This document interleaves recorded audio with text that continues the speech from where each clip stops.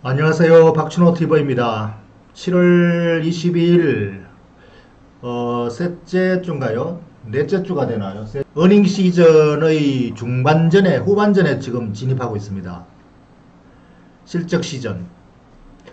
그런데 이번에 이 실적 시즌은 발표되는 실적보다도 실적 전망하고 거기에 따른 경기 부양을 위한 금리 정책 이런 것들 미래 앞으로 다가올 일에 대해서 저울질하고 있습니다. 관찰의 계략입니다. 그죠? 이번 주 말에 그 GDP 2분기 GDP가 나오는데 이게 1.9%도 떨어지나 봐요. 1분기가 3%였죠. 굉장히 좋았는데 이 1분기 좋았던 건 의미가 없고 2분기 얼마나 많이 떨어지느냐. 이게 무역 분쟁의 그 효과가 부작용이 드디어 이제 2분기부터 반영되어서 나오기 때문에 요거를 지금 방어하려고 금리를 인하하는 거거든요. 그래서 이번 주말에 이제 GDP가 1%로 떨어지면 다음 주 이번 주 월말에 발표하죠. 금리 인하 수치를 0.5bp 상당히 큰 폭의 금리 인하가 거의 확실하다. 이렇게 보고 있습니다. 단순히 이제 저울질하는 눈치 보기의 공방전 50bp가 될 것이다. 25bp밖에 안 내릴 것이다. 이런 것들을 가지고 이제 트레이딩을 한다. 이 트레이딩이 바로 이제 기술적 조정입니다. 그러니까 지난 주말에 우리가 기술적 조정을 염두에 둬야 된다고 미국의 동향을 우리가 체크했었죠. 이 기술적 조정이 이렇게 지금 팽팽하게 저울질하는 눈치 싸움에서 가장 민감하게 나오는 게 더 이상 나아갈 성장 동력이 아직 없는 상태에다가 주가는 많이 올라 있고 떨어지려고 하니까 금리 인하라는 강력한 그 스포트가 대기하고 있고 이러니까 쉽게 떨어지지도 않고 올라가지도 않고 이런 장에서 트레이딩이 매우 심각하게 활발하게 일어나죠. 그래서 요게 모양도 보면은 이제 트레이딩하기가 딱 유혹을 하는 모양입니다. 이 삼각산을 또 만들었죠. 일봉으로. 7월달 들어와서 지금 전고점 돌파 이후에 신고가 랠리를 하면서도 계속 삼각산을 만들었습니다. 이게 바로 삼봉 천정형이죠. 이 차트의 기술적 패턴에서 삼봉 천정형은 하락을 예고하는 신호다. 이렇게 이제 차트쟁이들이 이걸 가지고 매매를 하죠. 그러니까 이런 매매를 하는 이 삼봉을 가지고 매도 치는 차티스트들이 많기 때문에 올라갈 힘이 별로 없겠죠. 그래서 지난 주말에도 하락 특별한 동력이 없는 경우에는 하락 압력을 받는다. 이 장기 투자 펀드들은 조정시 매수입니다. 그러니까 기술적 분석가들에 의한 매도세가 나올 때 그때 저가 매수하는 게 이제 뮤추얼 펀드, 가치주 펀드들이죠. 그래서 가치주 펀드들은 좀 많이 떨어지기를 기다리고 그때를 매수 기회로 이제 삼기 때문에 기다리는 조정입니다. 기다리는 조정.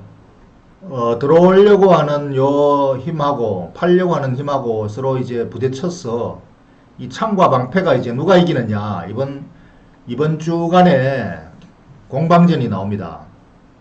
월가에서 중앙은행에 맞서지 마라 하는 격언이 있습니다. 그러니까 중앙은행의 금리 인하는 모든 그 경기 둔화나 어떠한 악재도 막아내는 방패다. 그 말이죠. 그래서 그게 진짜냐? 진짜냐는 과거 주가의 그 흐름을 보면 알 수가 있는 거죠. 다 무너졌는 경우에도 다 받치 올리고 하는 게 바로 전부 다 금리 정책, 금리 인하로 인한 그 미국 중앙은행의 역할이었죠. 그러니까 주식시장은 어떠한 토탈 스톰이 와도 그것을 살려낸 것이 바로 금리 인하 중앙은행의 역할이었습니다. 그러니까 지금도 보면은 기술적 조정이 얼마나 될 것인가. 여기 보시면은 이 조정은 이 삼봉을 그랬지만은 기술적 조정이라는 것은 전고점을 저항 수준으로 봅니다. 전저점. 이 전저점이 바로 전고점이 바로 요 선입니다. 그죠? 요선까지 떨어질 수 있다. 이렇게 보는 작은 움직임이 때문에 기술적 조정에 대해서는 그냥 당연하게 받아들이고 올 때가 됐다. 이렇게 우리가 인정을 하고 받아들여야 됩니다. 창과 방패 누가 이길 것이냐? 방패가 이긴다. 그건 뭘 보고 하느냐? 지난 과거 역사가 그렇게 말해줬고 단 한 번의 예외도 없었습니다. 언제나 방패가 이겼습니다. 시간이 조금 덜 걸리고 더 빨리 걸리고 이 차이가 있었죠. 그러니까 주식시장은 만곡 필상입니다.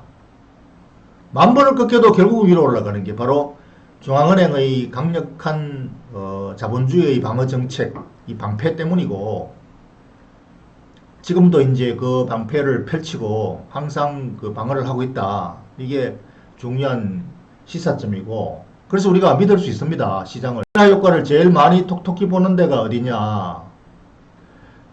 이런 와중에서 이제 좀 더 좋은 데를 찾고 여기서 어떤 기회를 찾는 이런 노력들이 막 일어나는 게 바로 미국의 철강주 보면 또 알 수 있습니다.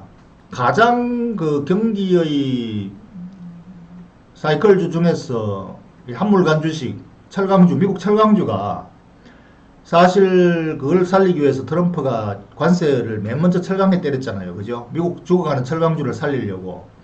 근데 이 철강주가 그렇게 해서 반짝 효과를 냈다가도 시름시름 떨어졌어요. 왜? 이 철강 재고가 워낙 많아가 중국산 재고를 미리 막 사재기 해가지고 철강 가격이 자꾸 떨어지는 거예요. 실적이 자꾸 떨어지고 도저히 안 된다 해서 주가가 떨어졌는데 6월달부터 반등을 합니다. 철강 가격을 막 올릴 수 있는 여건이 생긴 겁니다. 그러니까 철강이 지금 관세가 붙어가 비싸지니까 중국산 철강이 못 들어오고 미국산 철강이 드디어 뭐 단가가 올라가고 재고가 소진되고 이러니까 철강 사이클이 다시 도래한다. 금리 인하되면 철강 시설 투자에 대한 비용이 줄어들고 경기 수지 실적 효과가 내외로 그냥 좋아진다. 이래가지고 지금 철강 사이클 다시 도래할지도 모른다. 해가 주가가 반등을 막 하고 있습니다. 그 누코가 지금 장기 차트 보면은 무너져가지고 이거는 사양산업화 됐습니다. 그런데 살아났나 해서 올라가다가 다시 뭐 실적이 안 나오니까 떨어졌다가 다시 반등하는 신사이클에 들어가는 것 같다라는 그 지금 해석이 나오고, 근데 이렇다고 한국의 철강주 접근하면 안 됩니다. 한국의 철강주는 지금 완전히 미국과 정반대 입장이었죠. 중국산 거대한 저가 철강들이 막 산더미처럼 쌓여 있는데 그게 우리 한국으로 흘러 들어와가지고 우리 국내 철강주가 지금 명맥을 못 서겠죠. 그래서 이러한 그 지금 상황은 우리가 아직 개선이 안 되고 또 가망성도 별로 그렇게 크지 않아 보입니다. 그 대신에 이게 누코 같은 이런 움직임을 보면 한국의 대표적으로 지금 삼성전자가 이런 그 동조화를 받고 있죠. 외국인들이 왜 삼성전자를 삽니까? 지금 무역 그 공격 일본의 그 무역 보복 때문에 삼성전자가 재고 소진의 기회가 왔다. 그지 과잉 생산하던 게 재고가 지금 소진되면은 단가가 많이 올라갈 것이다. 지금 철강주를 보는 시각하고 똑같습니다. 그러니까 철강주를 보는 시각하고 삼성전자에 대한 시각이 같이 겹쳐지니까 외국인들이 삼성전자를 막 사는 거예요.